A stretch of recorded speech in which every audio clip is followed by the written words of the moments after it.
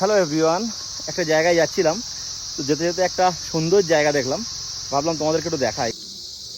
দেখো এই জায়গাটা, এই গাছগুলোর নাম আমি বলতে পারবো না, কিন্তু গাছগুলো দিয়ে কি হয় সেটা বলতে পারবো। দেখো কিভাবে গাছগুলো লাগানো আর কিভাবে এই জঙ্গলটা একদম এই গাছে ভরা, কত দুর্দান্ত লাগছে।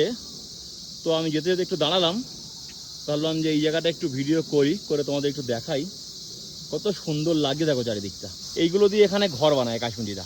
কাশ্মীরিদের যত দরজা জানলার ফ্রেম বলো বা ঘরের আড়া বলো, সব কিছু কিন্তু এই গাছগুলো দিয়ে হয়। এই জমিটা একটা মসজিদের জমি, তো সেই মসজিদ থেকে এইগুলো লাগানো আছে। একটা একটা গাছ 3,000 টাকা পিস, মোটামুটি পরিপূর্ণ হয়ে গেছে। তো একবার ভাবো যে এখানে কত গাছ আছে, কত টাকার গাছ এখানে আছে।